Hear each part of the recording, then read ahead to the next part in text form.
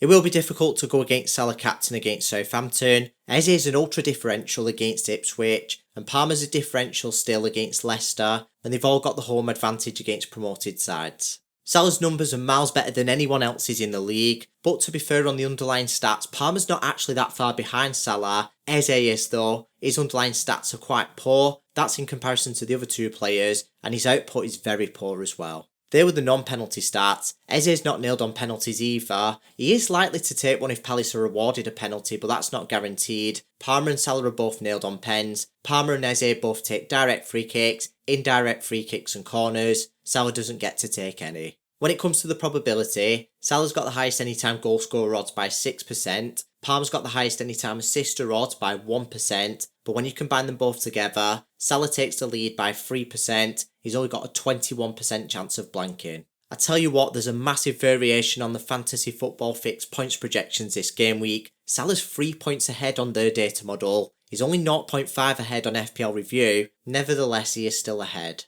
When we compare the three worst defences in the league, there is actually one standout between the three. They are significantly worse, they've conceded the most goals per 90 minutes, and they've got the worst expected goals conceded per 90 minutes as well. That's why they've got the lowest clean sheet odds, plus they are playing against Liverpool at Anfield. Whilst this video has been recorded, Liverpool and Chelsea have both got fixtures coming up a few days before this game week, but they've not yet played in those fixtures, and the expected minutes do factor that in as well. They are typically 90-minute men, so they have got roughly 90 expected minutes. As for Eze, yeah, he gets a week's worth of rest, but his expected minutes are a little bit lower than the other two players, and that's no surprise when he was dragged off early in the last match. He's finished in last place on nearly every section, and he is on the conclusion as well. It's not worth going ultra differential with him this game week. Question is it worth going differential for Palmer? Well, do you know what? When it came to the odds, he wasn't far behind Salah, and he wasn't on the points projections on FPL review either, but considering everything, you've got Salah as the best player in the league, and he's playing against the worst defence in the league at home. I think the best captain this game week is Salah, and if you are going to triple captain anyone in a single game week, this is the one to do it against Southampton at home. You won't get an easier fixture for Salah, but when it comes to the double game weeks, I think personally it's worth triple captaining in the double game weeks. We get up to 180 minutes, up to 4 appearance points, more chances to score goals and assists, and up to 6 bonus points. If you want to find out who the best triple captain is when the double game weeks come around, make sure you subscribe so you don't miss it.